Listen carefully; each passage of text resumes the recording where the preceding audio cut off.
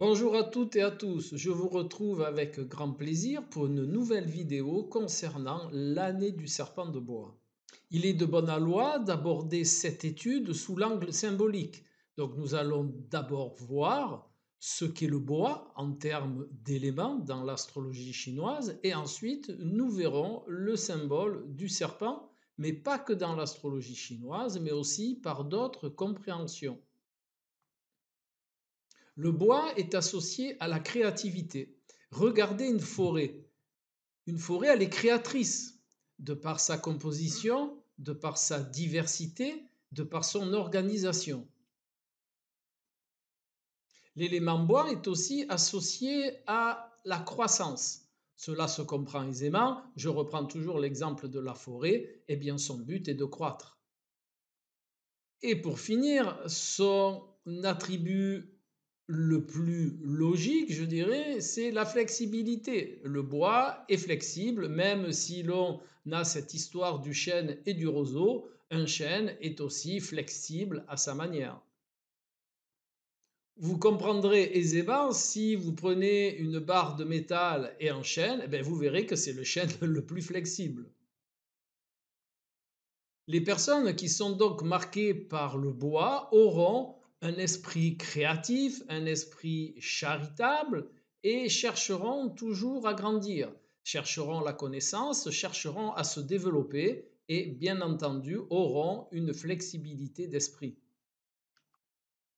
En termes de flexibilité d'esprit, je veux dire qu'ils ne sont pas psychorigides.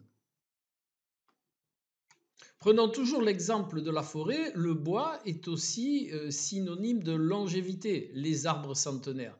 C'est aussi le principe de générosité. La forêt, et vous l'avez déjà entendu, est généreuse. C'est aussi une forme de bien-être et de résistance, de souplesse. Voilà. Donc là, vous avez les caractéristiques principales de l'élément bois. Maintenant, voyons les caractéristiques du serpent et vous allez être étonné.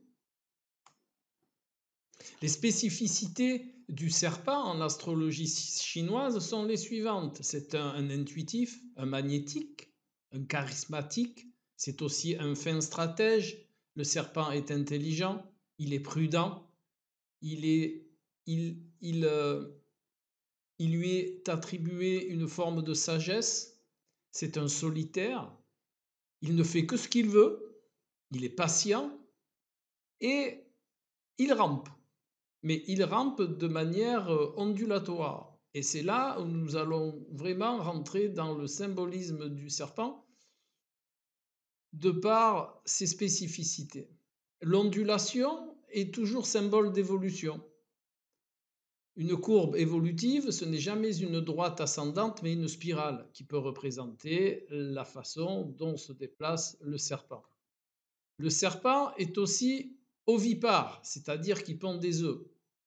Et l'œuf est toujours symbole de création, l'œuf du monde. Vous avez beaucoup de représentations de création qui sont induites par des images d'œufs.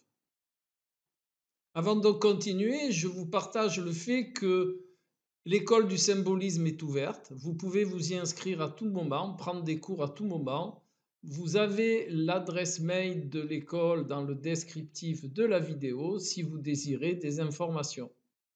Ensuite, bien entendu, si vous voulez vous initier au symbolisme et à diverses voies initiatiques, eh bien, vous avez aussi mon adresse mail. N'oubliez pas de mettre un petit pouce en l'air, des commentaires, de partager la vidéo, ça me file un coup de main. Revenons à notre ami le serpent. Le serpent mue, c'est une chose importante. Que cela veut-il dire? Ça veut dire qu'en réalité, il se transforme. Il ne se transmute pas, mais il se transforme. Quand il grandit, eh bien, il se débarrasse de ce qui ne lui est plus utile. Eh bien, et je l'ai sorti celui-là. Afin de pouvoir être mieux dans sa peau, c'est le cas de le dire. Eh bien, c'est un peu ce que vous propose le symbolisme du serpent. de transformer les choses quand elles sont obsolètes, de vous débarrasser de ce qui est, de ce qui n'est plus d'actualité. C'est faire, allez, c'est faire peau neuve, voilà.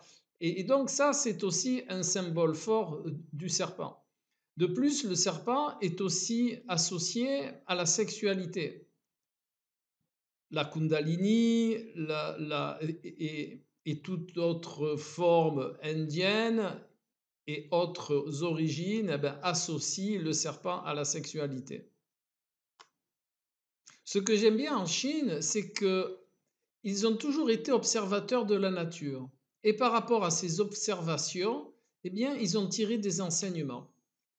Et c'est pour ça que l'astrologie chinoise et la culture chinoise en général est très intéressante.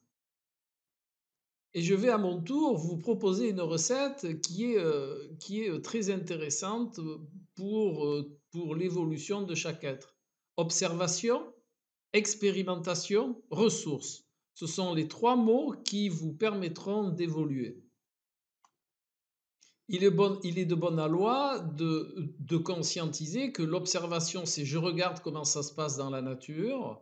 L'expérimentation, ben, je reproduis ce qui se passe dans la nature. Et donc, cela va engendrer en moi des ressources, c'est-à-dire des connaissances.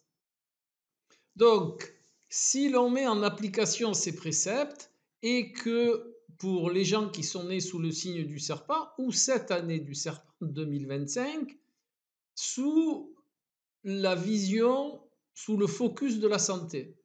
Eh bien, quand on regarde un serpent, qu'est-ce qu'il fait? Il reste longtemps immobile. Donc, les gens qui sont marqués par ce signe, et cette année, c'est plutôt une année où on va chercher à mener une vie paisible. Le serpent est un animal à sang-froid, donc il a un émotionnel qui est difficilement partageable, hein. Il partage pas facilement tout ce qu'il ressent. Le serpent n'aime pas le bruit, hein. Il se met sous une pierre, il attend patiemment. Eh bien, donc, évitez pour votre santé tout ce qui est source de bruit, de vacarme et tout ce qui vous dérange. Et de plus, le serpent, comme il aime bien rester tranquille, ça pourrait se rapprocher d'une forme de détente. Eh bien, détendez-vous, soyez tranquille, prenez des vacances, hein. Et le serpent, par par ses habitudes, hein, par cette observation, eh bien, les gens qui sont marqués par le serpent s'entoureront difficilement et auront peu d'amis.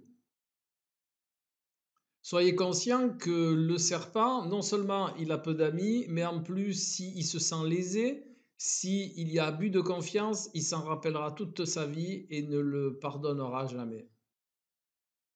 Tiens, je vais vous indiquer quelques métiers qui sont bien en adéquation avec le signe du serpent et pourquoi pas ceux qui sont, comme je vous le dis tout à l'heure, très marqués par le signe du serpent. Pour les jeunes serpents, tiens, pourquoi pas se diriger vers ces carrières-là, par exemple scientifique, analyste, astrologue, peintre, potier, même les magiciens, parce que le serpent a une forme d'illusion.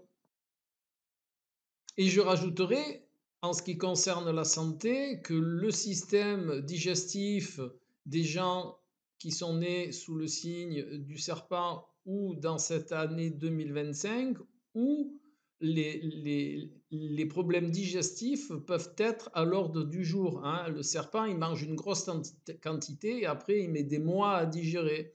Eh bien, riche de cette observation, essayez de ne pas trop manger pour que les digestions ne durent pas trop longtemps et que vous mettiez en trop grand exercice votre système digestif. Par analogie, on peut associer le symbole du serpent au signe du scorpion pour ce côté énigmatique, magnétique, introspectif, transmutatoire ou transformation, mort et renaissance. Le symbole de l'Ouroboros, hein, qui est vraiment ce symbole de la mort et de la renaissance. Donc, on peut faire ce lien. Le serpent est un symbole très présent. Vous le retrouvez dans la Bible, vous le retrouvez en Égypte, vous le retrouvez même sur le tarot de Marseille dans la version des imagiers du Moyen Âge. Il y a un serpent à côté de l'ermite. Vous retrouvez le serpent dans toutes les cultures, hein, le serpent à plumes. Voilà, vraiment, c'est un symbole multicontinent, je dirais, multi-époque. Et c'est une année qui va être vraiment intéressante en rapport de toutes ces caractéristiques. Je vais vous faire une petite récap, hein, une forme de conclusion pour savoir ce qui va être à l'honneur dans cette année du serpent de bois de 2025 en association avec les diverses orientations symboliques que je vous ai partagées.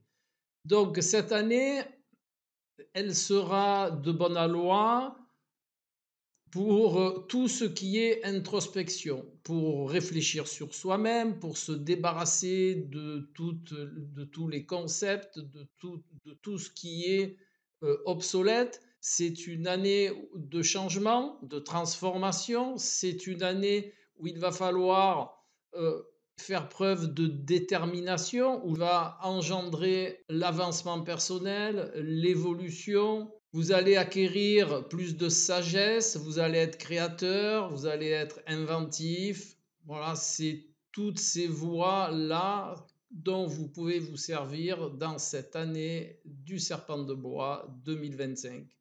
Eh bien, je vais vous retrouver tout bientôt pour une nouvelle vidéo sur un autre sujet. Et en attendant, je vous souhaite mille belles choses dans cette année et je vous dis bye bye.